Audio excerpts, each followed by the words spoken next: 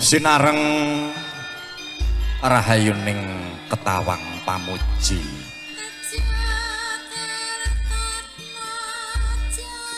tinarbuka kanthi waosan bismillahirrahmanirrahim. Assalamualaikum warahmatullahi wabarakatuh. Kanugrahan ingkang tanpa upami bilih ing rikalenggah menika panjenengan sedaya taksih pinaringan nikmat sehat awit saking wilasanipun Gusti ingkang Maha Welas saha Maha Asih. Sholawat ugi salam kunjuk dumateng junjungan kita Nabi besar Muhammad sallallahu alaihi wasallam, dumateng para keluarga, para tabiat-tabiatun, para guru, para kiai kang sampun ngelantaraken Islam dumateng kita panjenengan ingkang ngrasuk agami Islam. Amit-amit pasangali mantabi ilo-ilo dina mugi tinebena ing tulak sari keparenga sumela atur para tamu. Sanadyan to dereng pantes kula ngadeg wonten ing mriki nglenggana taksih kathah para sarjana, para sujana, para guru, para kiai ingkang yektosipun langkung pantes bilih jumeneng wonten ing mriki hanamung. Awrat kula ngemban dawuh saking ingkang menggugati Bapak kawula warisa miwah Ibu Sarmi ingkang lenggah wonten ing Pedungkelan RT 6 RW 13 wewengkon Kapuk Cengkareng Jakarta Barat. Kinarya medhar sabda-sabda pangandika ingkang sampun kaserat wonten ing delancang seta wujudipun serat sedahan utawi serat ulem. Serat sedahan ingkang panjenengan sami tampi ugi ingkang sampun kawula tampi Bapak kawula warisa Ibu Sarmi ingkang kagaduhan Atmojo Siwi Esa Meilian ST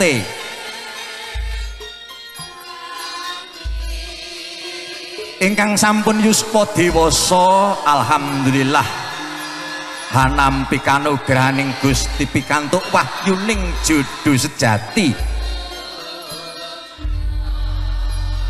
ingkang kagarwa Atmojo Tanaya Bapak Suwarno Ibu Mujianti ingkang lenggah wonten ing Pedungkelan RT setunggal RW 11 taksih wewengkon Kapuk Cengkareng Jakarta Barat. Pun bagus Zeni Adi Prastyo AMDT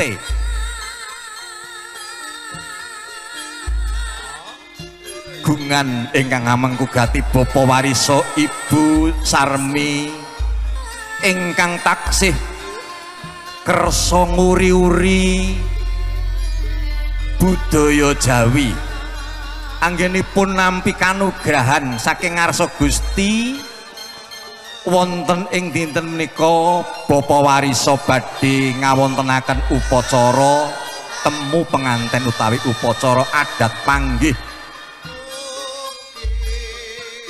miturut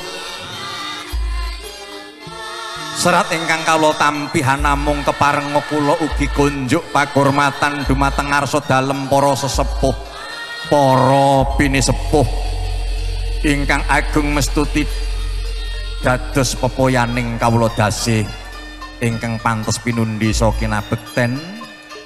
Ugi kunjuk pakurmatan dumateng ngarsa dalem para kiai, para santri, para alim, para ulama ingkang siang pantaraning ratri tansah sesandingan kitab suci wahyuning ilahi panuntuning manembah dumateng zat kang maha suci nuninggih Gusti kang murbeng dumadi.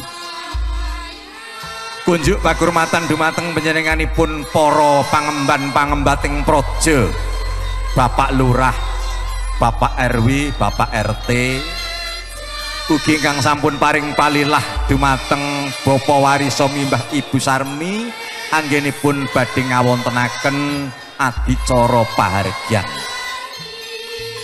Ugi pakurmatan boten kathah lumpen dumateng ngarsa tamu kakung miwah putri mitra patepangan ingkang boten saged kawula biji asma setunggal mbaka setunggal hananging mboten ngira-ngira raos pakurmatan kawula dumateng ngarsa jenengan ndika para tamu.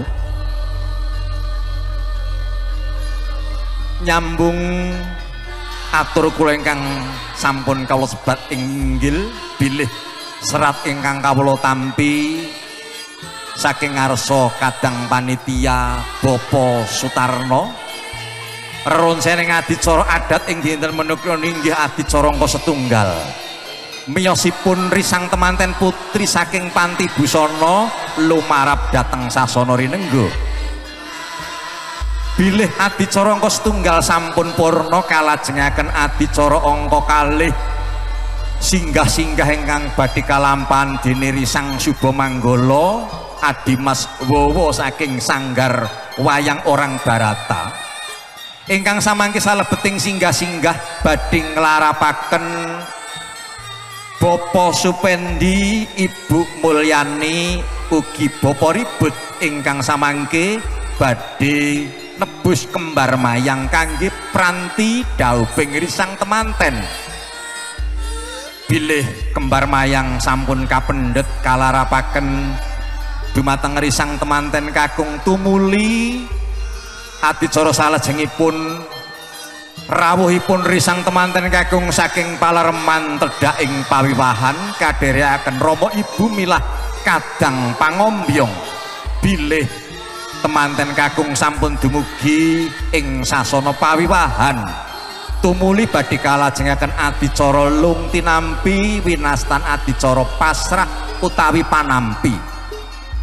Lebda ing karya Bapak Suwarno, Ibu Mujianti boten saged ngaturaken piyambak awit sowanipun wonten pidalem Bapa Warisa badhe kapasrahaken lumantar aturipun panjenenganipun ingkang minulya ing pakurmatan Bapa Jumadi. Bilih purna atur pasrah tumuli badhe kalajengaken adicara panampi ugi kados ingkang kawula aturaken Bapa Warisa ugi mboten saged matur piyambak awit bingah raos ing manah saengga atur panampi samangke saha pambagya harja badhe kaaturaken utawi kasalirani kalian panjenenganipun Bapak Sutarno anggenipun ngendikan wonten ing adicara panampi samangke jumenengipun badhe kajajaran kalian Bapak Purwadi saha Bapak Lubis. Bilih purna adicara lung tinampi tinengeran wonten Bokor Kencana temanten kekalih badhe kapanggihaken anut satatane adat winastan adicara temu penganten utawi adicara panggih. Kawiwitan kalian balangan gantal mecah wiji dadi salajengipun badhe kaboyong sindur sakpurnaning adicara panggih. Kaboyong dening panjenenganipun Bapa Warisa cedheng saking sasana panggih tedhak ing sasana rinengga. Dumugi ing sasana rinengga tumuli kalajengaken krobongan ingkang kawiwitan kalian adicara timbangan jumenengan tanem kacar kucur dulangan miwah ngunjuk ugi kangge adicara wonten salajengipun temanten kekalih badhe sungkem hanya nyadang rumentahing pangestungkara dhateng Rama Ibu winastan adicara pangabekten. Dene saderengipun sungkem samangke sinaraya salah setunggaling kasepuhan mbok menawi samangke Bapak Purwadi kasalirani ngelolos keris pusaka saking ageman risang temanten kakung. Menggah mekaten urut reronsening adicara para tamu jumbuh kalian penggalihipun bapa warisa ugi dumateng panjenenganipun para kasepuhan, para tamu kakung miwah putri cunduk kalian kuncaraning bangsa Indonesia ingkang adhedhasar Pancasila saha ngemban Eka Prasetya Pancakarsa sumangga sesarengan ngenengaken cipta nyuwun kanugrahaning Gusti Kang Akarya Loka. Mugi-mugi adicara bapa warisa Ibu Sarmi Purwa Madya Wusana kasembadan kanthi kalis rubeda mboten wonten alangan setunggal menapa. Ugi nyaosi pirsa bilih adicara menika makarya sesarengan cerah foto cijantung campur sari moklasa pangarsa Adimas Supri sinengguyung audio sound system ceng-cengpo ugi kinarya kadang suba manggala kasaliran dening Adimas Wowo ingkang mijil saking Sanggar Wayang Orang Barata ugi praniti sing adicara samangke badhe kalampahan dening penyanipun Ibu Tari. Kawula pribadi pun minarno kinarya pambiyawara samangke mugi-mugi lebda ing karya adicara bapa warisa Purwa Madya Wusana. Dene adicara samangke mijilipun risang temanten putri nenggo dawuh saking para-para ingkang sampun nimpuna. Mekaten ingkang saged kawula aturaken menggah kawigatosanipun matur nuwun ingkang tanpa upami. Nuwun matur nuwun. Sampun purnanggenipun ngadi salira daya-daya arsa kaboyong cengkar saking panti busana lumarap dateng sasana rinengga kaya wus binuka kori panti busana satemah ana ganda hangambar arum kang katiuping samirana gandane kadya puspita kang maneka warna.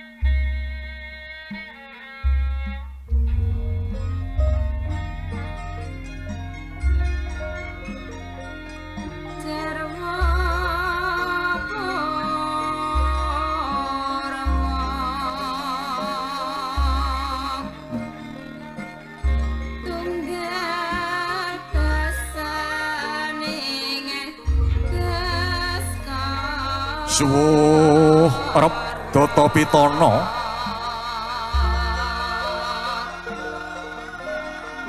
suwuh kang mengkuwerdi sirna rep tumuli swasanane sidhem Data Angesti Pitana kang mengkuwerdi luhur sirep sidhem madyaning pawiwahan nulya kawistara bijiling sekaring pawiwahan yori sang temanten putri kang binayang kari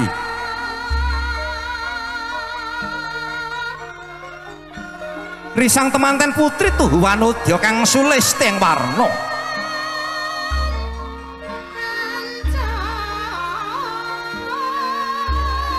rek moha ngembang bakung ginelung renenggara roncen kembang melati kang sinampiraken ing pamidangan sisih kanan acecunduk muntuling rikmanira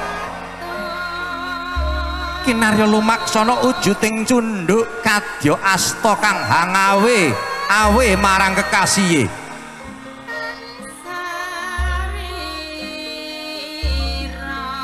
palarapane kang nyela cendhane apepaes kresna hanjenges kekes nambahi pantes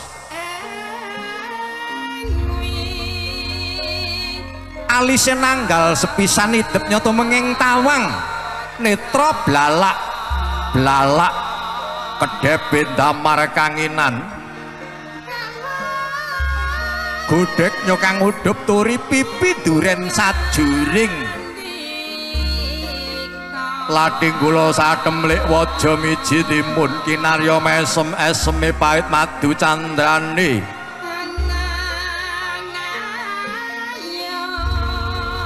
jangga ngulan-ulan hangelung gadung astane ngendhewa pinentang weweking pranaja kang singset kapathet dening ageman agemane risang temanten putri kagya agemane Garwanata kang gumalep biar kena sorot sunari pandam kuring kang ngrenggani sasana dipanyayah Kartika asilih pernah pramila sulistaning risang temanten putri lamun to cinandra kaya kurang candrane luwih warnane lumarap dumugi sang ungyan kang tinuju kadherekaken bapa warisa miwah ibu sarmi tumuli risang temanten putri kalenggahaken lenggah jelek ing sasana rinengga lenggah hanggono raras hanggono sarira raras kawirana teges lenggah piyambakan kang sumengkaning wardaya kaya wagi-wagi enggal kliwona gagi-gagi enggal dhaupna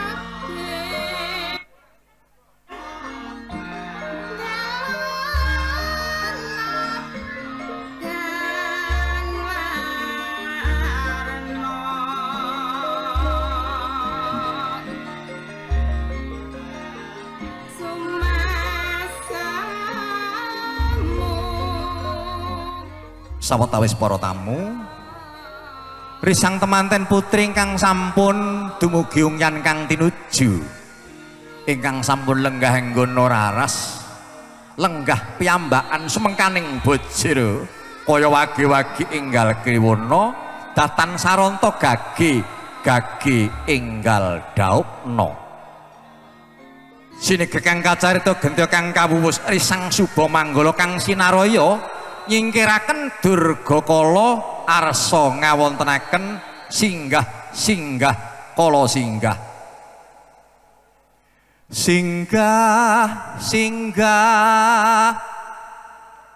kala singgah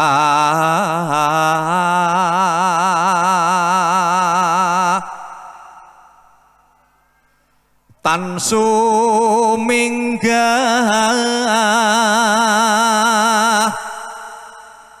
Durgakala sumingkir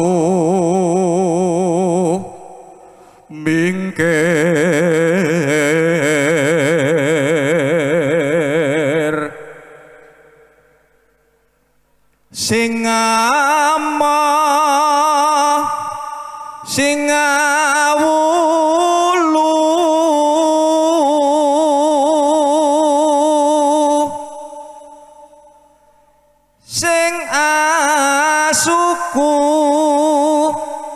sing asirah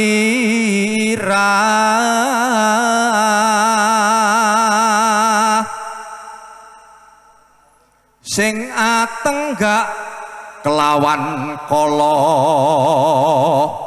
ing abuntut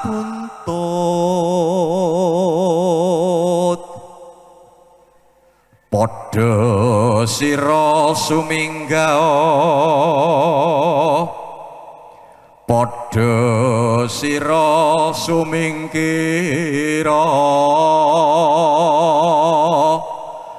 balya mring asal reki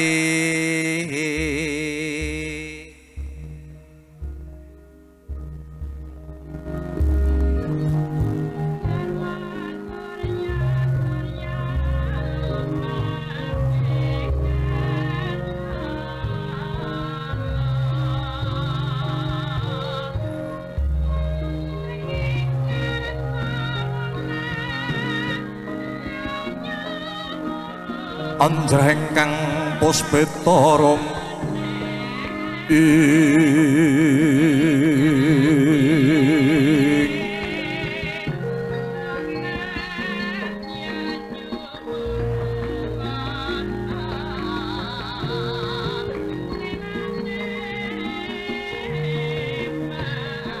kasilering samirana mrih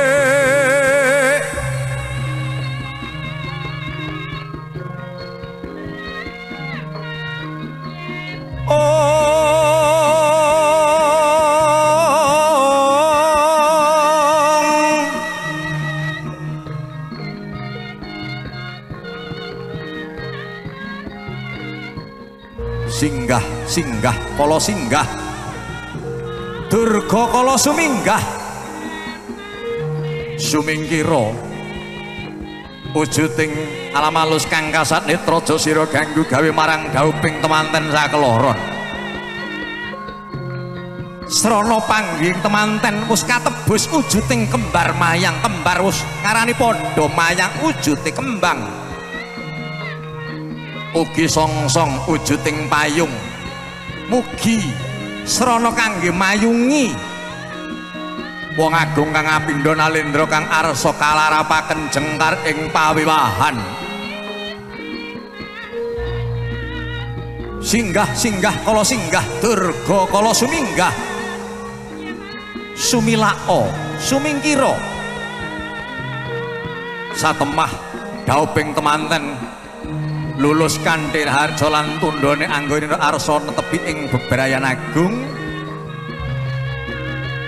kalis ing rubeda gasar gampang anggenipun gayuh buga kelawan wastra.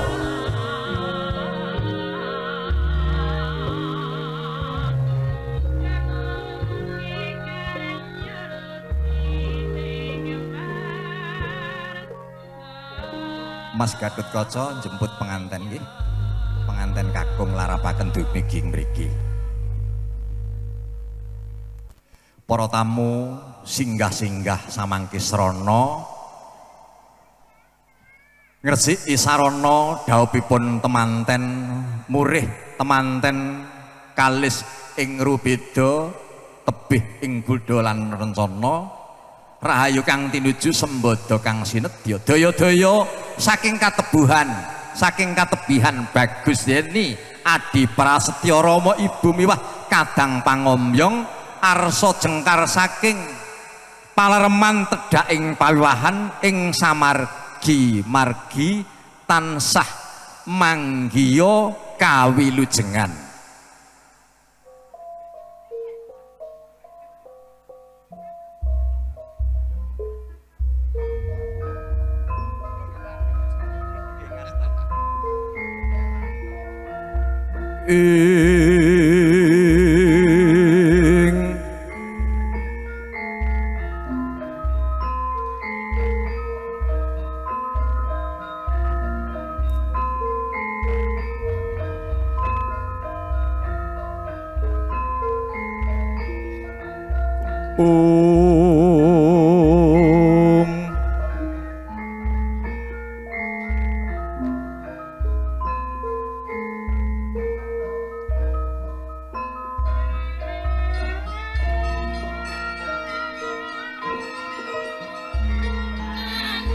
Mabukuh prayet neng kewuh satriya pringgondani ya Raden Gatotkaca kang dadi manggalaning yudha rawe-rawe rantas malang-malang putung dadya bebela ing samarga-marga wis samapta nglarapaken ruang abagus kang apindha nalendra kang lumampah sawuntating risang suba manggala ngegla sangsaya dangu sangsaya catet caket Agung Prabu Miwah Prabowo Agung tetela kebak ing kaedahan canyata diluhung Prabu Kadya Sri Nalendra kang arsa tedhak sinewa kasatuhum Prabowo Sinung Prabowo kang adi endah milangoni songsong dipun megaraken lengkeh-lengkeh pindha singa lupa riyak hanggajah nguling sapecak mangu satindak kendel. Ibu payungnya dibuka ibu. Semu hangungun hanguningani dumateng endah edining tawinging wiwara kepareng wong agung kang apindha nalendra anggenipun lumampah kadherekaken kalarapaken ingkang rama miwah ibu pinaringan songsong agung murih tansah pinayungan Gusti rahayu kang tinuju sembada kang sinedya kacarita risang suba manggala anggenipun nglarapaken wong agung kang kapindha nalendra sampun dumugi umyan kang tinuju daya-daya kakendelaken sapetawis hanengga laksitaning adicara.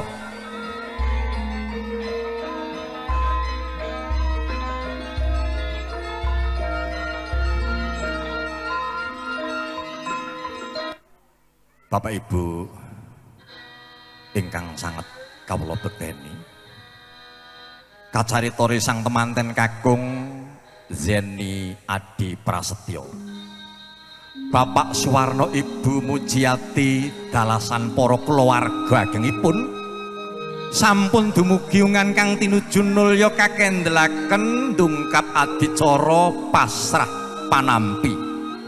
Pasrah menika sedya saking Bapak Suwarno samangke badhe kaaturaken lumantar panjenenganipun ingkang sampun kajibah pramila dumateng panjenenganipun ingkang minulya ing pakurmatan Bapak Jumadi Wekdal saha swasana kawula aturaken. Lah sumangga.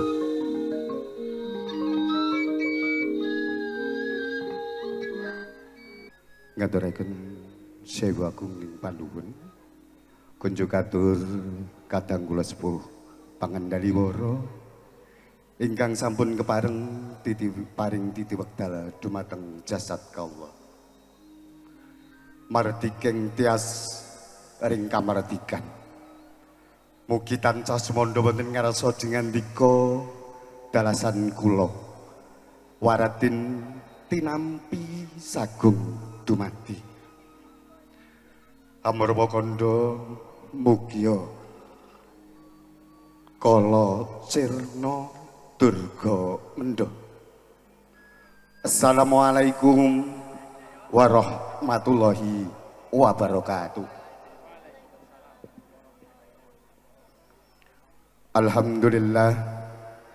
Alhamdulillahi rabbil alamin wasta'inu ala murid dunya waddin wassalatu wassalamu ala asrafil anbiya'i wal mursalin amma ba'du. Panjenenganipun para pinisepuh sesepuh kasepuhan menapa dene ingkang dipun sepuhaken ingkang satuhu kala bektosi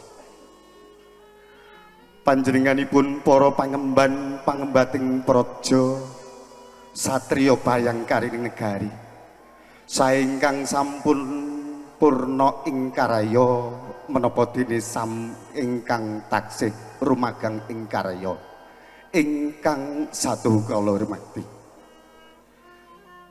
dumateng panjenenganipun para tamu sinedahan kakung Sumawa Putri ingkang satuhu kala hormati linangkung dumateng panjenenganipun Bapak Warasita Ibu Saremi miwah keluarga ageng wonten ing Pedungkelan RT 6 RW 13 ingkang kawula hormati.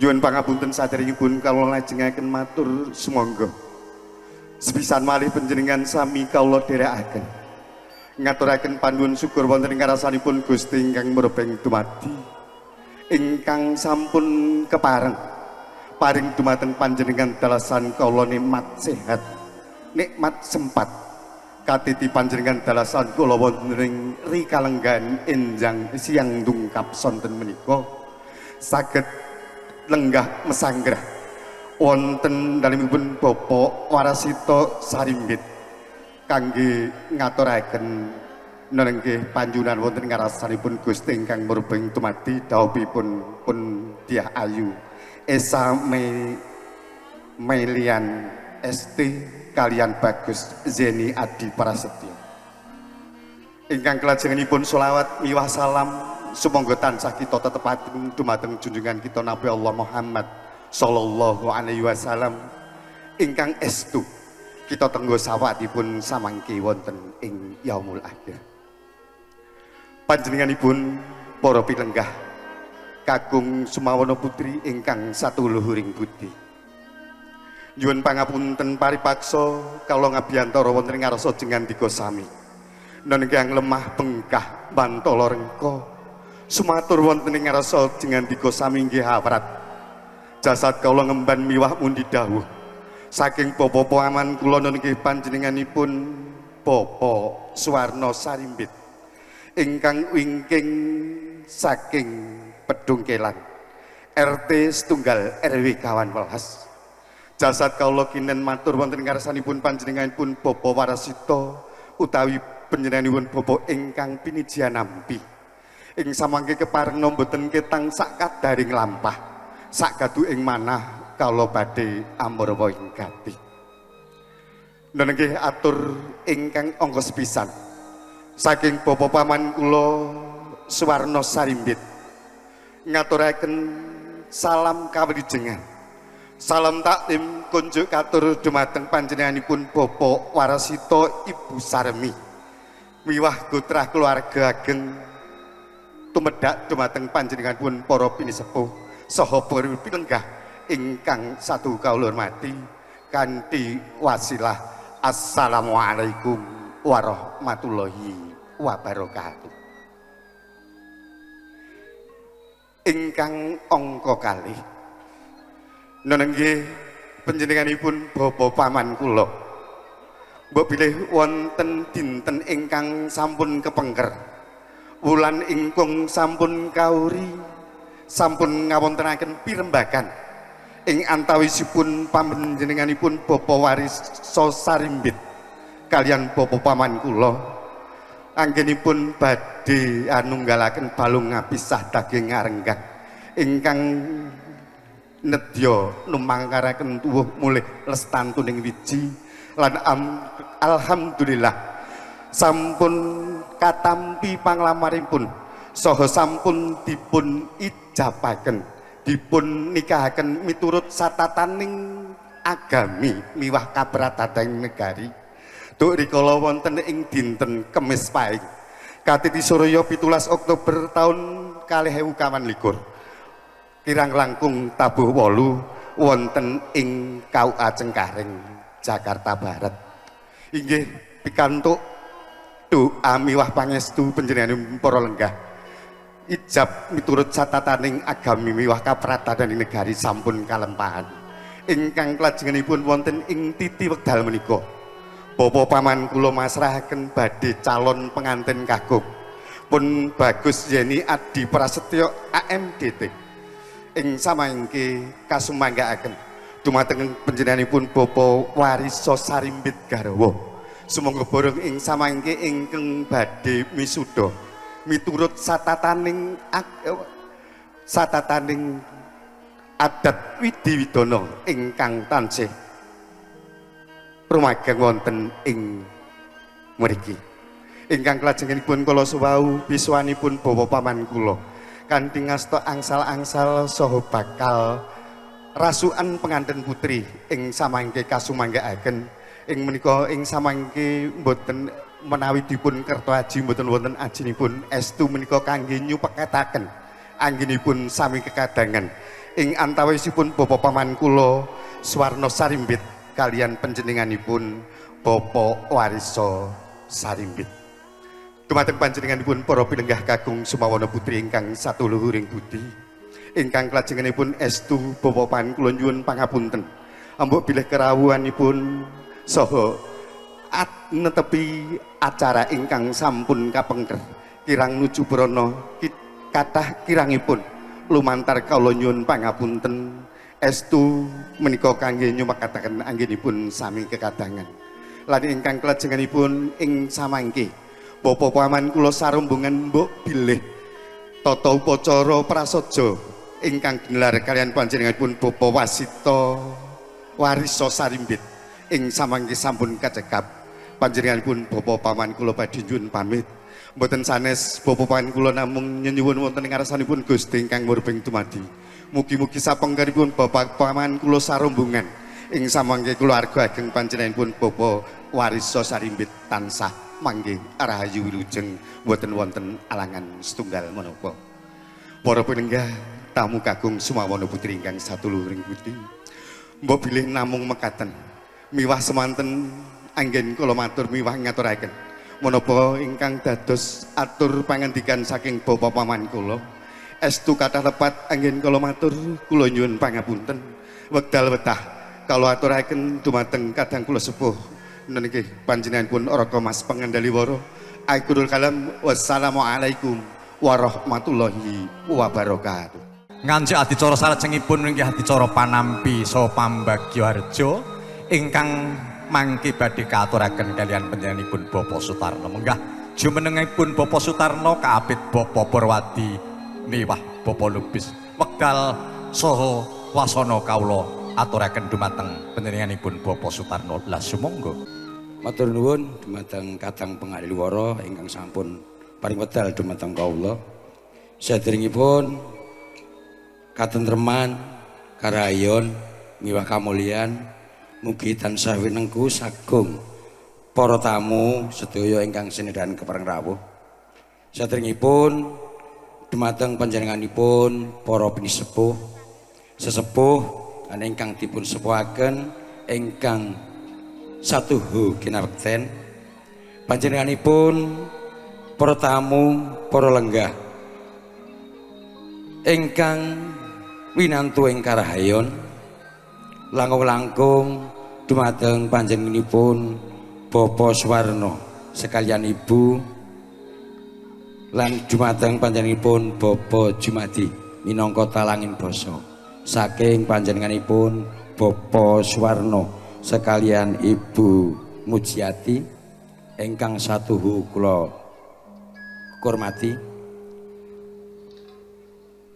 Panjenenganipun para pisepuh, para lenggah sedaya ingkang kula hormati, keprematur kula ing mriki jumeneng minangka talangi basa saking panjenenganipun Kadang kula anem inggih menika Bapak Warisa sekalian Ibu Sarmi awit bombong birawan manah panjenenganipun boten kula matur piyambak ingkang kepareng hanim pepasrahipun Bapak Warno sekalian Ibu Mujiati pramila mintasraya dumateng pribadi kawula ingkang kepareng hanampi atur pasrah saking panjenenganipun Bapak Suwarno sekalian Ibu Mujiati ingkang dipun aturaken panjenenganipun Bapak Jumadi. Saderengipun kawula lajengan matur langkung rumiyin semonggo kawula dherekaken lan kula nderek ngunjukaken raos puji dalasan syukur wonten ngarsa dalem Allah Subhanahu wa taala awit kanthi nganugrahan ingkang dipun paringaken dumateng kula sedaya kita sedaya saged nuhoni pamundhut saking panjenenganipun Kadang kula anem nggih menika Bapak Warisa sekeluarga kepareng paring donga pangestu rawuh nggih menika hangestreni nggih menika dhawuhipun risang temanten kekalih kanthi nggih menika kebaing kawilujengan boten wonten alangan satunggal punapa. Alhamdulillah hirabbil alamin. Ingkang salajengipun sholawat kang sarta salam kita tansah kita aturaken dumateng junjungan kita, suri tuladan kita, Nabi Agung Nabi Allah Muhammad sallallahu alaihi wasallam ingkang saestu-estu kita teketenggo syafaat utawi pitulunganipun wiwit kita gesang wonten ngalam donya dumugi alam akhirat mangke kita sedaya pikantuk syafaat saking Kanjeng Nabi Muhammad sallallahu alaihi wasallam dipun lebetaken wonten surganipun Allah Subhanahu wa taala. Amin ya rabbal alamin. Bapak Ibu para lenggah kakung sarta putri ingkang winanting pakurmatan nggih ingkang sepisan kula nampi atur taklim saking panjenenganipun Bapak Suwarno sekalian Mujiati kanthi fasilah Waalaikumsalam warahmatullahi wabarakatuh. Ingkang salajengipun Bapak Suwarno sekeluarga ngaturaken nggih ubur ampe syarat saranane anggenipun sami kekadangan Bapak Suwarno kaliyan Bapak Warisa ingkang arupi nggih menika wujud nggih menika ageman kagem pengantin putri ngangge kula tampi lan kita aturaken dumateng rayi kula nggih menika Bapak Warisa sekeluarga boten ngirangi rasamut menika mangke kula tampi kanthi bingahing manah. Ingkang salajengipun nggih menika Bapak Suwarno kala wau ngaturaken nggih menika sedaya aturipun kula tampi kanthi bingahing manah nggih. Sepisan malih mangke kula aturaken dumateng panjenenganipun Bapak Warisa sekalian Ibu Sarmi mboten ngirangi lan mboten luwi sedaya kala wau nggih mugi-mugi saged nggih ngenteng-entengi saged ngraketaken anggenipun sami kekadangan antawasipun Bapa Warisa kalian Bapa Warna sekeluarga. Bapak Ibu para tamu para lenggah kakung Kang Sarta Putri ingkang wilantu pakurmatan ingkang salajengipun ambok bilih mangke pawiwahan ing ngriki lenggan menika sampun paripurna panjenenganipun Bapa Suwarno sekali Ibu Mujiati badhe kondur nyuwun pamit saking dalem pimawahan dumugi dalemipun suwang-suwang namung kula nderek memuji mugi-mugi bidalipun saking rikelangan menika dumugi dalemipun suwang-suwang tansah manggih rayu wilujeng mboten wonten alangan satunggal punapa. Amin ya rabbal alamin. Bapak-bapak, ibu-ibu, para sepuh ingkang kula bekteni nggih ing mriki kangge nyingkat wedal nggih pramila kula wau sampun matur kalih pambiyoranipun bilih nampi pasrah sekalian atur pambagiarjo nggih sampun praping awit saking menika kula menika sesulih atur saking Bapa Warisa sekalian Ibu Sarmi ngaturi nggih menika nyuwun napa syukur alhamdulillah kanthi karawan panjenengan sedaya mugi-mugi karawan panjenengan sedaya mbeta keberkahan dumateng keluarganipun Bapa Warisa sak keluarga mugi-mugi mbeta nggih menika doa ingkang sae mugi-mugi sedaya hajat-hajatipun dipun kabulaken dening Allah Subhanahu wa taala ingkang salajengipun mangke mbok bilih dapun saking panitia sampun dipun paringi palenggahan kantuna sekeca lenggah kanthi merdu mardikaning penggalih ingkang salajengipun mbok bilih ing mangke ngarsa panjenengan wonten sampun katur unjukan dedaharan sanes-sanesipun saking kawula sak keluarga keparenga ngunjuk lan dahar sak keparengipun mugi-mugi sepisan malih para tamu sedyanipun kepareng anggragapi sak keparengipun. Ingkang salajengipun kula minangka sesulih atur saking panjenenganipun Bapa Warisa lan Bu Sarmi migotrah kula wangsanipun ampun bilih anggen kula nampi saking wiwit among tamu sedayanipun kirang nuju prana kirang sopan awit saking nggih papan pelenggahan pasugatan lan sanesipun wonten kirangipun kawula nyuwun agung samudra pangapunten nggih ampun bilih mekaten lan matur nuwun sanget dumateng para warga sanak mitra kadang tangga tepalih ingkang sampun paring sabiyantu arupi kepapa kemawon bau suku iguh partikel kula sakeluarga mboten saged nggih menika piwales paring piwales punapa-napa namung kaluwun sakeluarga ndedonga dumateng ngarsanipun Allah Subhanahu wa taala mugi-mugi paring panjenengan dipun piwales kanthi satraju kalih labu-labet panjenengan sedaya bilih mekaten saking kawula ingkang keparing hanapi pasrahipun Bapak Jumati lan atur pambagiarjo wonten kirangalipun nyuwun pangapunten bilih wonten atur kula ingkang boten pas boten nuju prana dumateng para bapak ibu tamu sanesipun kula nyuwun agunge samudra pangapunten pepunten atur wabillahi taufiq wal hidayah akhir kalam wassalamualaikum warahmatullahi wabarakatuh. Wujuding pratandha tali kasih sanggan ingkang sampun dipun aturaken kala wau ageman monggo dipun aturaken saking ngarsanipun utusan saking Bapa Suwarno ugi Bapa Warisa sumangga dipun aturaken sanggan utawi menapa kemawon kangge simbolis bilih ing dinten menika sowan jengandika sedaya sampun katampi.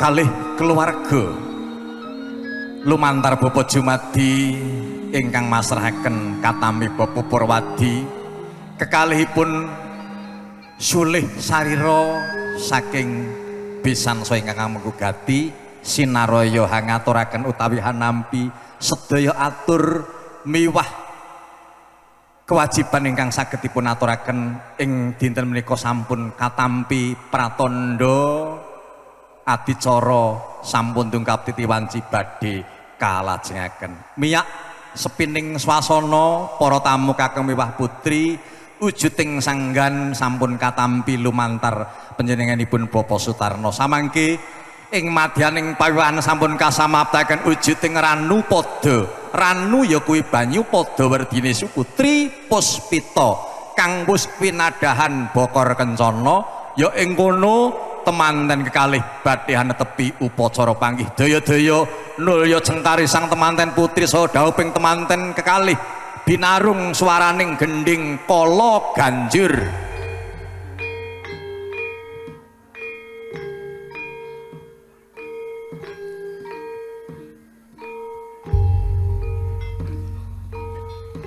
kepada seluruh hadirin kami mohon untuk berdiri jumeneng saking palenggahan sawetawis atur pakurmatan dumateng dauping temanten kekalih. Sekali lagi kepada tamu undangan kami mohon berdiri untuk memberi penghormatan acara panggih.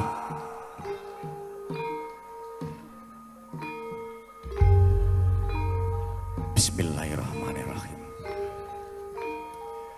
Sampun dumugi wahyane mangsa kala dumawaing kodrat kawulaning Gusti kang sawiji putri kang sajuga priya ila-ila ujare kina cinandhi ngangkasa sarta mula dhateng endahe dening budaya tulus arsa hanetepi upacara winastan adat widi widana tata cara tinggalanipun Gusti kang sakelangkung luhur pangaribawane dumateng sok sinten ingkang kepareng nindakaken upacara menika laju lampahi temanten kekalih sangsaya dangu sangsaya caket tumuli tangkeping catur netra mahanani pangaribawa rasa tresna kang tumanem jroning sanubari nulya kumlawe astane risang temanten putri sarwi mbalang gantal gondang kasih marang temanten kakung penganten kakung balang gundang tutur marang gununganing ati apa ta wujud mewah ardine gantal kang dumadi saka roning suruh kang lininting tinangsulan lawe wenang suruh sumurupa nganti weruh pinilih suruh kang temurose ketemu pangajab raos tresna kang sejati antarane kakung lan putri kaiket ing lawe wenang yaiku kaiket ing palakrama suci sah anut catataning agama sah anut catataning adat widi widana nyawiji wiwit dinten menika ngantos sak lami-laminyo sangsaya dangu kaya sangsaya caket hanya ketiken ndaga sarta wujuding kanangan tiga nulya tinapaking padha dening temanten kakung pecah sanalika pecah ing antiga ambabar daya mecah wiji dadi tumuli laju hanjeng kuri sang temanten putri sumembah sarta hamiji dhateng samparaning kang raka mawi sarining tirta kang dumadi saka kanthil melati kelawan mawar kaya kang tansah kumandhil kandheling padoning netra winawaring tembung manis dadi lambang kaendahan donya tekeng delahan sarining sekar gandane wangi tumuli risang temanten anggenipun nempuh ing alam bebayan mugi sageta njaga asma sae trah saking rama ibunipun purna anggenipun mijiki samparan ingkang raka dumadaan risang temanten kakung ngregem astane kang garwa tumuli kajumenengaken saking sungkemipun kaya hamung sakedhep netra temanten kekalih wis jumenenga benajeng katangkepaken asta kekalih dadi sawiji tumuli dhauping risang temanten kawaosaken mantra dumateng ngarsaning para dewa kawaosaken donga kunjuk dumateng Gusti kang karya loka mugya nyawiji antara wis temanten kakung Zeni Adi Prasto kelawan Roro Esa Melani wiwit dinten menika ngantos sak lami-laminyo. Waosaning donga, waosaning mantra kaya sumusut ing angkasa sumundul ing antariksa mugi Gusti kakarya loka ngijabahi apa kang dadi pamintanyo. Tumuli temanten kekalih wis jumeneng jajar sesandingan ingkang kepareng badhe kaboyong jengkar sindur, kaboyong sindur jengkar saking sasana panggih tedhak ing sasana rinengga kaboyong mawi sindur kang awarni seta myang rekta.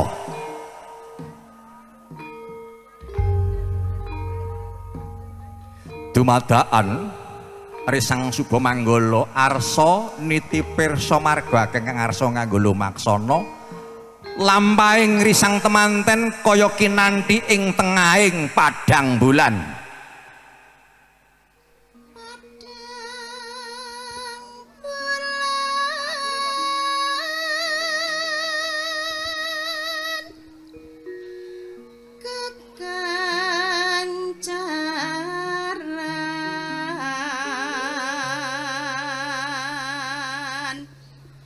Nedhenging purnama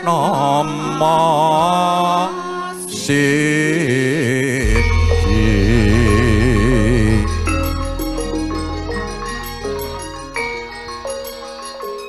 padang hanrawang sumilak hangilak-ilak margi ageng kang arsa kanggo lumaksana hanamung Bapa Warisa ngaturi Raden Gatotkaca Satra prenggondani kinarya manggalaning yudha kang saguh bebela bebaya ing samarga-marga watos yen tok sandung ing warata kabentusing tawang-tawang dumadaan wis lumampah Bapa Warisa mboyong temanten kekalih jengkar saking sasana panggih tedhak ing sasana rinengga kaboyong rinangkul kinempit-kempit mawi sindur awarni seta myang rekta.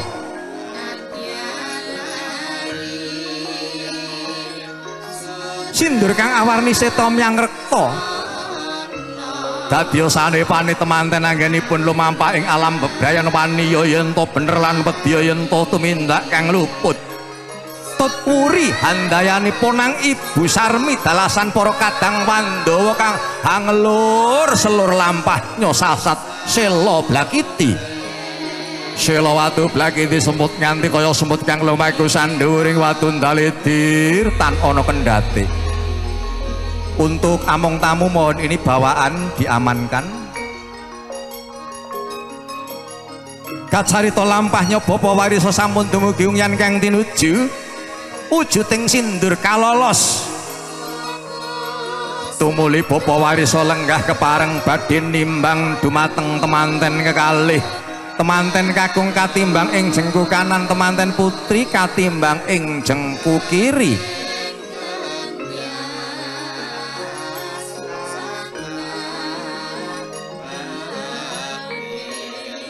Salebeting timbangan Ibu Sarmi atur pangandika ingkang kawijining lisan, Bapak abot sing ngendi timbangane antarane Atmaja kakung lan putri Pakne? Bapa Warisa ngendika padha abote. Atur pangandika Bapa Warisa tumuli Ibu Sarmi ngaturi jumeneng temanten kekalih saking pangkonipun ingkang rama. Kawruhana bumene anggonku ngendika padha abote kuwi mau ateges wis padha bapa timbang katresnanku ora mban sindhe mban siladan tumraping Atmaja kakung lan putri bune syukur seketi junurung Pakne mula putra putrimu samapta ditandur ana ing madyaning bebrayan agung tak wisuda dadi raja lan ratu ana ing dina lan ratri mengkoya bune. Sampun lenggah sandingan temanten kekalih yen Sinandra kadya Bathara Kamajaya lan Kamaratih kang sesandingan atur adicara ingkang salajengipun kalajengaken adicara kacar kujur. Ya adicara gunakaya ya adicara tampakaya. Kacar kujur kang dumadi saka yatra krincing beras kuning kacang kawak dele kawak. Yatra krincing yatra receh yatra ingkang kagungan wilangan alit. Ngengetaken dumateng temanten kalih salebeting netepi ing alam bebrayan. Kalian tidak boleh mengesampingkan, menyepelekan perkara atau urusan yang kecil. Beras kuning adalah simbol kejayaan. Diharapkan kedua mempelai setelah berumah tangga akan hidup makmur, bergelimang harta jaya selamanya. Kacang kawak dele kawak nalika samono wong adoh dadi cedhak, nalika samono wong liya dadi sanak. Berkat pernikahan Esa Meilan dan Zen Adi Prasetyo, kedua keluarga Bapak Wariso dan Bapak Suwarno sekarang menjadi bagian dari keluarga besarnya. Dan perlu diingat, Esa Meilian dan Zen Adi Prasetyo adalah putra-putri yang luhur budi, sehingga tidak heran walaupun kelak dalam berumah tangga telah hidup makmur bergelimang harta, namun mereka tidak akan lupa kepada kedua orang tuanya.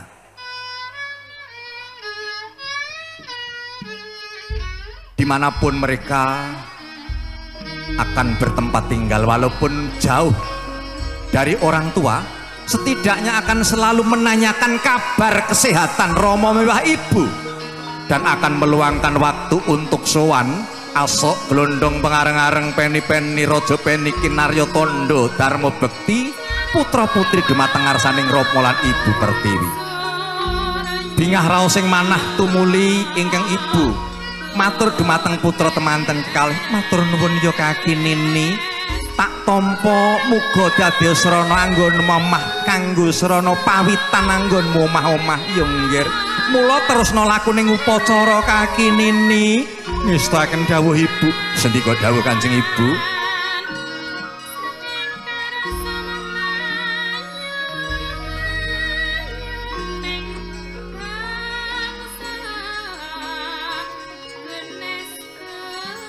purna lumados ing adicara ingkang winastan tampa kaya kalajengaken adicara dahar walimah utawi adicara dulangan kinarya pralambanging manunggaling cipta rasa miwah karsa kacipta kang sajuga priya kang sawiji putri. Rasa kanthi linambaran rasa cinta yang tulus dan suci dari kedua mempelai. Karsa yaitu keinginan untuk bersama-sama membangun, membina rumah tangga mulai detik ini hingga akhir hayat menjemputnya. Suapan yang diberikan dari mempelai putra kepada sang mempelai putri, begitu juga sang mempelai putri kepada sang suami sebagai bentuk kesetiaan, dan semoga suapan yang diberikan dari pasangan yang berbahagia ini menambah kekuatan cinta, sehingga dengan kekuatan cinta mereka dalam mengarungi bahtera rumah tangga akan siap menghadapi tantangan, menghadapi cobaan dalam berumah tangga. Kayaknya belum sarapan, makanya mau dihabiskan. Nak Raisin ditelas kemawon nggih Mas. Isin kok Dik, masa dintekke ya engko, pengene dintekne kok Mas. Dan akhirnya purna sudah. Acara suapan dilanjutkan acara selanjutnya, yaitu ngunjuk tirta wening. Air yang bening ditempatkan dalam cangkir. Dalam bahasa Jawa cangkir mempunyai makna kecancang ing pikir. Isinya air yang bening dengan berlandaskan cinta yang suci. Ternyata airnya sejuk. Diharapkan air yang diberikan kepada kedua mempelai membawa kesejukan, kedamaian, ketentraman. Zen Adi Prasetyo, Esa Meilan dalam membangun, membina rumah tangga.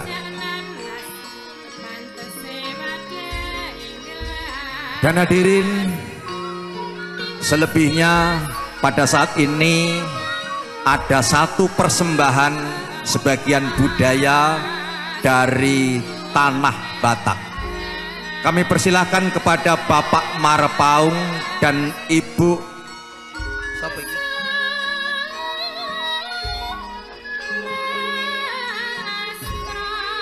Bapak Marpaung dan Ibu untuk memberikan tali kasih ulos sebagai salah satu budaya Batak, dan juga mungkin ada salah satu sambutan atau nasihat kepada kedua pengantin.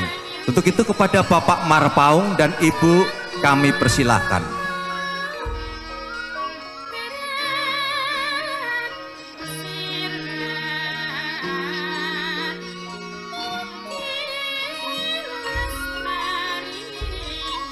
Perlahan kasepuhan dari tanah Batak yang akan memberikan tali kasih.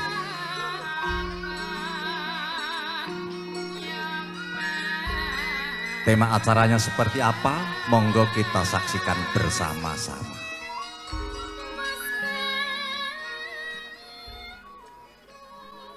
Kepada Bapak Marpaung beserta Ibu, semonggo kami persilahkan. Assalamualaikum warahmatullahi wabarakatuh. Waalaikumsalam warahmatullahi wabarakatuh. Kepada saudara kami, Bapak Wariso dan Ibu, di sini kami hadir sebagai tetangga yang baik. Kami sangat bersyukur sekali. Kami merasa terharu dengan perniagaan putih kita.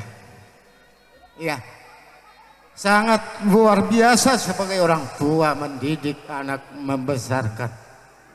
Kami sangat salut, bangga sekali. Alhamdulillah, membesarkan, mendidik dengan baik mereka hingga mendapatkan kenyataan hidup yang luar biasa. Pada hari ini kami hadir sebagai orang tua, memberikan suatu kenangan yang baik untuk di dalam pernikahannya, sebuah ulos.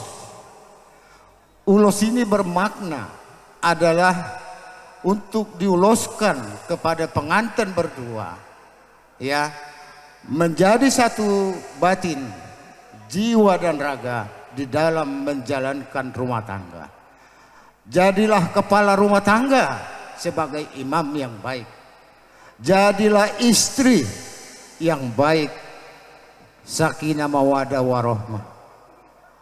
Di dalam hal perjalanan rumah tanggamu masih panjang, tentu kami memberikan nasihat yang baik sebagai orang tua. Ingat bahwa orang tua yang membesarkan berdoa selalu, beribadah dengan baik. Jangan lupa sholatmu berdua, ya, lakukan dengan baik. Sebab dipadukan dengan doa orang tua, maka rumah tanggamu akan mendapatkan kebahagiaan. Makna dari ulos adalah nasihat kami dan doa kami sebagai orang tua. Nanti kami berikan. Terlebih dahulu kami berdoa, kiranya semoga Tuhan yang Maha Kuasa menyertai kehidupan rumah tanggamu dengan baik, Mas Adi dan Mbak Esa. Kemudian Tuhan yang Maha Kuasa memberikan putra putri yang baik, yang amanah, soleh dan soleha, yang diberikan oleh kebesaran Tuhan. Jadi makna dari yang kami berikan itu 3 hal yang penting, ya. Disebut kalau orang kami Tapanuli adalah Hagabeon. Hagabeon itu adalah Tuhan mempercayakan putra-putri yang baik, melahirkan putra-putri yang baik di dalam kehidupan rumah tanggamu, supaya menjadi bahagia yang sebenarnya. Kemudian Hamoraon ini artinya ya berusaha dengan keras di dalam rumah tangga untuk mencari sandang pangan. Kemudian amanah itu akan menjadi baik di dalam rumah tangga. Hormati orang tua, selalu sayang kepada orang tua, dan juga sayangi saudara-saudaramu. Dan tata krama di dalam berbahasa, santun di dalam bertetangga. Kemudian hasangapon ini paling perlu adalah artinya sesudah Tuhan yang Maha Kuasa memberikan itu semuanya, maka keluargamu bercahaya, jadi panutan bagi orang banyak. Didiklah anakmu menjadi cerdas dan pandai. Itulah doa kami, nasihat kami sebagai orang tua. Ya, kiranya selalu diingat orang tua yang membesarkan. Demikian. Assalamualaikum warahmatullahi kami sampaikan. Waalaikumsalam warahmatullahi wabarakatuh. Ditambahkan dengan Pak Lubus ya sebagai tetangga yang baik. Ya, assalamualaikum warahmatullahi wabarakatuh. Yang berbahagia keluarga besar Bapak Wariso dan keluarga besar Bapak Adi. Nah, pertama-tama kita mengucap puji syukur pada pagi hari ini dan siang hari ini, di mana acara telah berjalan dengan baik. Nah, di sini kami hadir sebagai saudara tetangga, ya. Walaupun si Esa ini anaknya dari Bapak Wariso, tapi kami merasa sebagai tetangga adalah anak bersama. Jadi kebahagiaannya keluarga besar Pak Wariso dan keluarga besar Adi, kami juga ikut berbahagia pada acara hari ini. Nah, di sini tadi si Opung sudah menjelaskan secara mendetail ya. Nah, cuman yang perlu saya tambahkan bahwa ulos ini adalah lambang dari kasih sayang. Itu kalau di adat Batak ya. Artinya kita sebagai orang tua hanya bisa memberikan kasih sayang, berdoa. Semoga keluarga anak kami Esa dan Adi menjadi keluarga yang berbahagia, keluarga yang sakinah, mawadah warohmah. Jadi pesan kami kepada anak kami Esa dan Adi, jadilah menjadi keluarga yang panutan, menjadi keluarga yang menjadi contoh kepada semua sekelilingmu, kepada tetangga, terutama bagi orang tua. Setinggi apapun pendidikanmu, sebanyak apapun rezekimu, kalau orang tua tidak merestui, itu akan sia-sia. Tetapi ketika kamu merasa bahagia, ketika kamu mempunyai rezeki, kamu membahagiakan orang tuamu, disitulah kebahagiaan sesungguhnya. Dari kami, pesan kami untuk pengantin berdoa, semoga apa yang kalian cita-citakan, apa yang kalian harapkan di dalam keluarga kalian, semoga Tuhan yang Maha Esa, Allah Subhanahu wa Ta'ala mengabulkannya dan memberikannya sesuai dengan harapan dan doa kita bersama. Jadi dari kami mengucapkan buat anak kami selamat menempuh hidup baru dan selamat menjalankan keluarga yang baru juga. Kedepannya itu yang lebih utama. Hari ini kita bersuka cita, nanti kedepannya juga kita akan bersuka cita. Asal tetap berdoa sesuai dengan keyakinanmu, taat kepada ajaran agamamu. Ya saya, ya Bang Adi ya. Jadi demikian yang bisa kami sampaikan. Di sini kami sampaikan ulos ini sebagai lambang. Semoga doa dan harapan kami kepada anak kami Esa dan Adi dikabulkan oleh Tuhan yang Maha Esa, Allah Subhanahu wa Ta'ala. Dan begitu juga kepada orang tua dari pihak besar Pak Wariso dan keluarga besar dari Mas Adi. Demikian yang kami sampaikan, kami akan menyampaikan ulos ini. Terima kasih. Kami sampaikan kepada protokol. Terima kasih matur nuwun kepada Bapak Marpaung, Ibu memberikan satu kehormatan ulos dan juga nasihat dari Tapanuli. Ada 3, HKBU, Hamoraon dan Hasanabon. Tentunya sebuah nasihat yang sangat tinggi maknanya kepada siapapun yang akan mengarungi bahtera rumah tangga. Ulos, satu persembahan kehormatan yang diberikan kepada kedua mempelai. Semoga kalian selalu bersama dengan berlandaskan cinta dan kasih. Ingat nasihat dari para kasepuhan, nasihat dari opung, nasihat dari kedua orang tua, dan terutama yang harus Anda jalankan, Anda panjenengan harus hidup dengan bersahaja, banyak sahabat dan penuh dengan sahabat dan kerabat. Terima kasih sekali lagi kepada opung Bapak Marpaung Ibu sebelum turun dari pelaminan untuk difoto terlebih dahulu.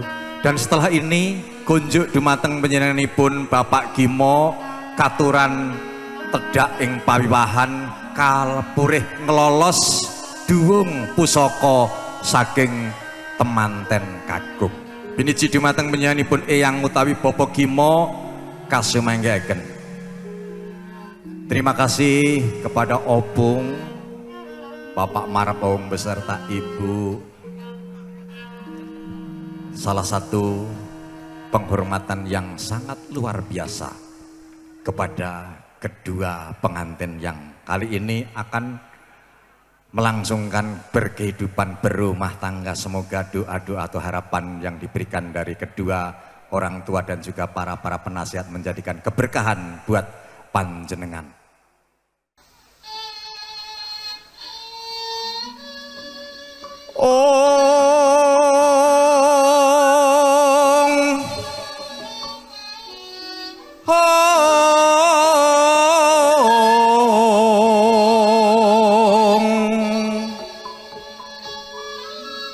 Punapa tamirah ingsun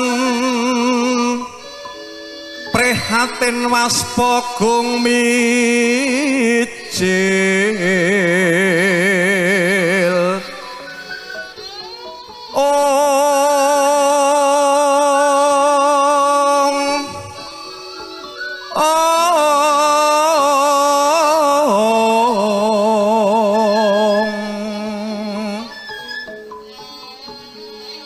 Dahat tanpa karya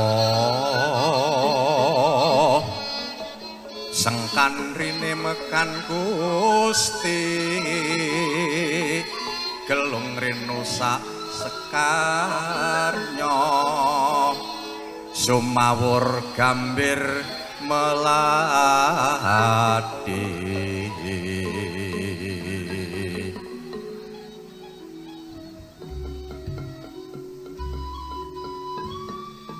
Kacarita wujuding duwun kawlolos daya-daya. Untuk tamu kami mohon jangan naik ke pelaminan terlebih dahulu.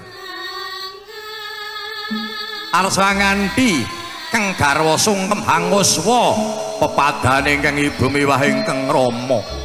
Ayo wong ayu tak dereke sungkem hanguswa pepadane Kanjeng Rama ibu. Monggo Kang Mas.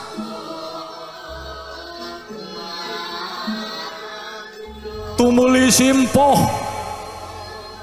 resang temanten putri Esa Melian dumateng ngarsa Ibu Sarmilah penikata pangandika ingkang kawijiling lesan.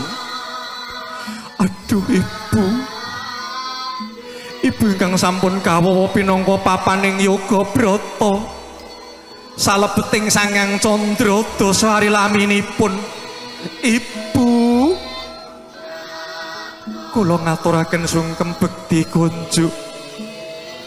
Kula ngaturaken nyuwun pangapunten sedaya lepat dosa kawula. Esa nyuwun tambahing berkah pangestu dalem Kanjeng Ibu. Tobat putraku wong ayu.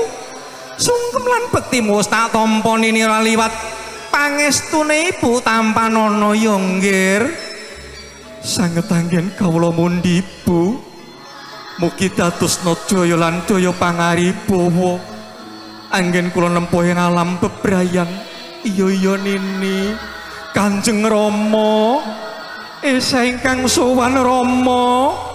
Kene-kene nggir putri kuat majaku gita-gita sliramu sowan simpuh ana ngarsanipun Rama ana parigawe apa esa?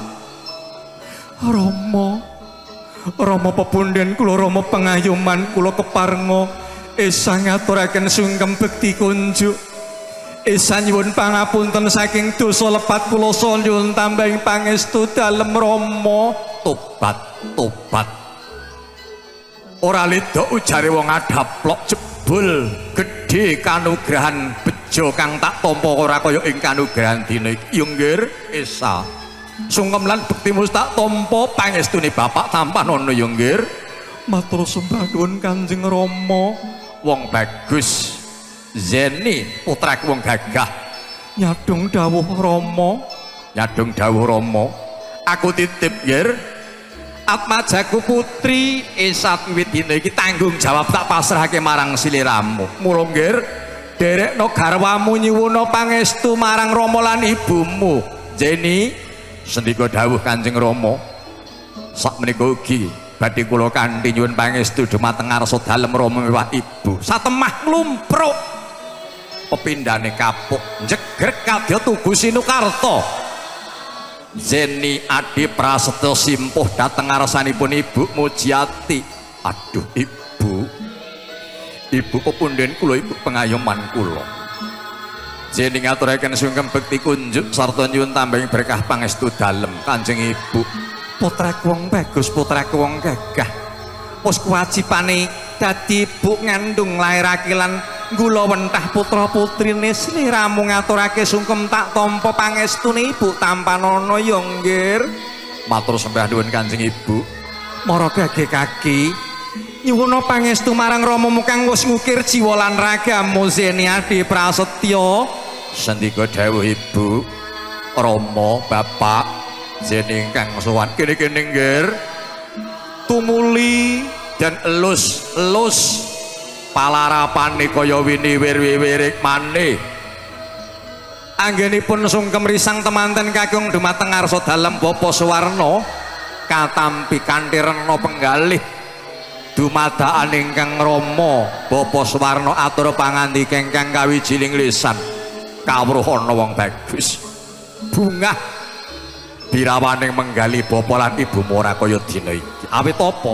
Eling nalika sliramu isih cilik tak gendong tak kudang jroning gindungan.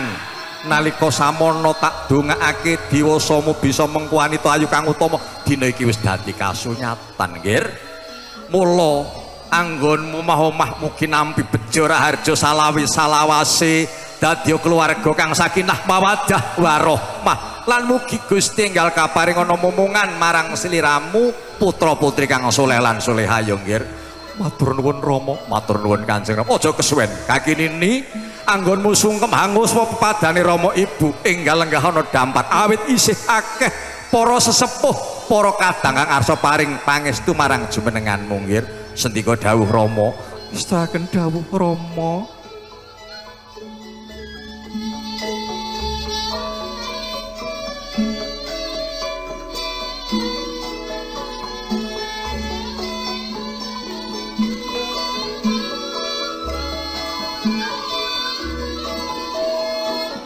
Tumuli purnaning sungkem piniji dumateng panjenenganipun Bapak Gima katuran ngagemaken malih duwung pusaka risang temanten kakung.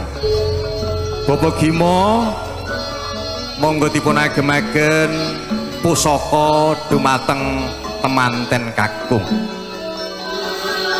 Pusaka ingkang samangke badhe kagemaken dumateng risang temanten kakung pusaka wujuding keris saking tanah Jawa dadi senjata. Zeni Adi Prasetyo anggenipun paring pengayoman dumateng garwa putra miwah keluarga agengipun. Wayahku putuku wong bagus Zeni iki wujude keris kang tak agemake marang sliramu dadi pusaka senjata anggonmu bisa paring pengayoman marang garwa putra putri lan keluargamu ya nggih. Matur sembah nuwun Kanjeng Eyang. Purnaning sungkem kaya ana rasa trenyuh bebasan, kaya ketawang-tawang tangis. Esa Melian Zen Adi Prasetyo sak menika sampun lega-lega wawit sampun pikantuk pangestu ngkara saking ngarsa dalem mewah ingkang ibu saha ingkang rama.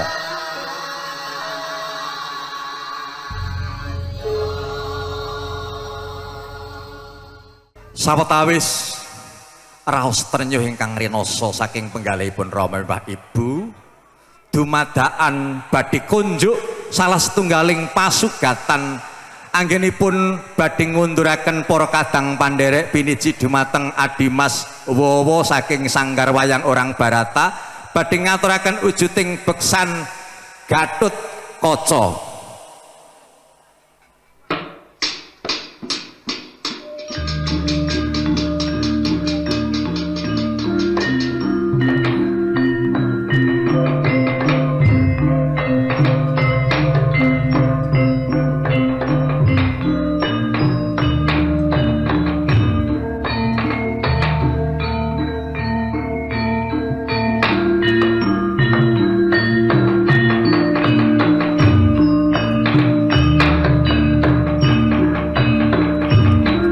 Gegono Satrio Pringgondani Raden Gatut Kaca kang wus purna nindakan jejiban arsa ngunduraken para kadang pandherek saking ngarsa dalem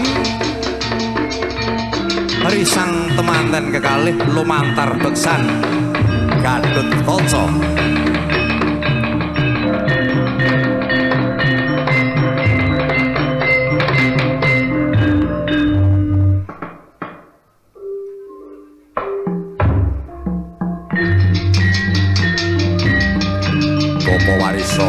Ibu Sarmi temanten sakloron Mbak Esa Melian lan Mas Deni Adi Prasetyo wis rampung anggon kumakarya aku njaluk pamit tak ijabahe bukan ganti kegayoanmu kadya bebrayan kang sakinah mawaddah warahmah lan pangapurane iki bakal tak gawa kondur sowan-sowan marang jejibane para kadang pandherek.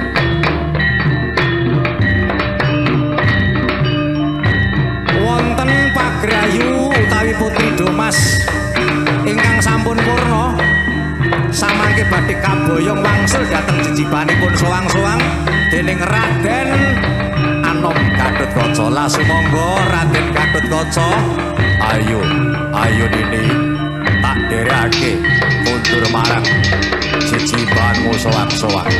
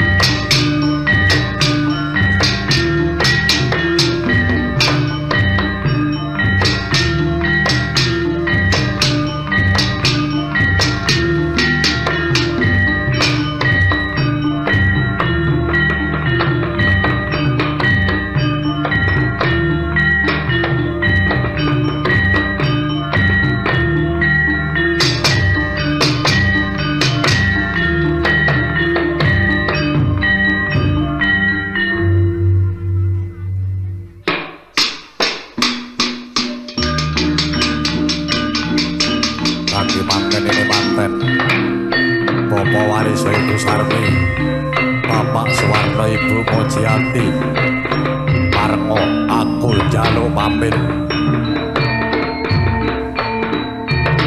donga pangestu saka Satra Pringgondane Mukundayani Jaya anggone nempuh ing alam beberan samelian kelawan Zeni Adi Prasetyo. Ayo para kadang pandherek tak dereke kundur sowang-sowang. Monggo Raden. Setunggal buka sawiji para kadang pandherek den kunduraken saking ngarsa dalem temanten kekalih. Jek akeh kuwi.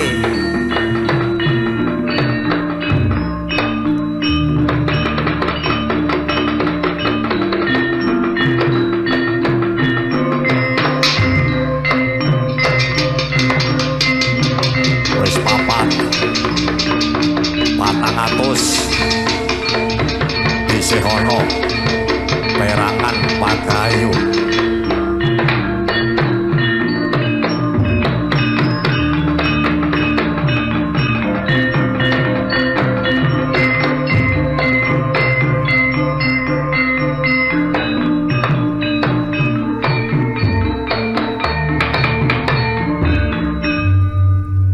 Hadirin kasih tepuk tangan yang meriah untuk beksan Gatut Kaca Gandrung. Selesai sudah sedaya rangkaian acara. Awit saking menika dumateng ngarsa dalem para tamu kepareng tedhak ing sasana rinengga njawat asta dumateng tiyang sepuh kekalih ugi dumateng temanten kekalih. Sak sampunipun njawat asta temanten saha tiyang sepuh kapurih tedhak ing sasana Andrawina Kinarya ngrahapi daharan utawi pasugatan ingkang sampun dipun samaptaken.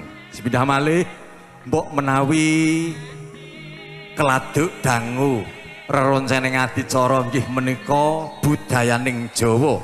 Ing saestu wonten ing wewengkon mriki taksih dipun uri-uri dipun pepetri lumantan adicara Bapa Warisa Ibu Sarmi wonten ing adicara Dauping Isamilian kelawan Zen Adi Prasetyo Atmaja Kakung Bapak Suwarno Ibu Mujiati.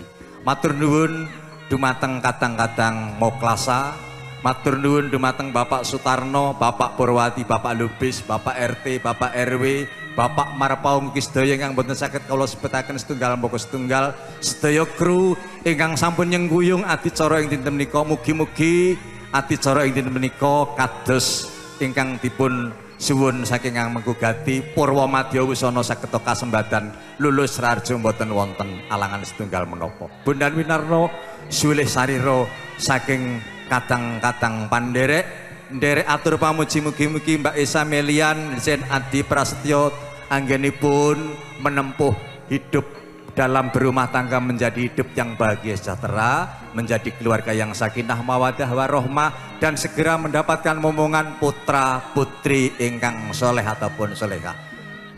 Para tamu nglenggono kula dereng saged sampurna wonten ing budaya. Pramila kasampurnan hamung kagungan ingkang mokaos kirang langkungipun kula nyuwun gunging pangaksami kanthi panutuping atur Jaya Wijayanti Rahayu ingkang sami pinanggih. Wabillahi taufik wal hidayah. Assalamualaikum warahmatullahi wabarakatuh. Nuwun matur nuwun.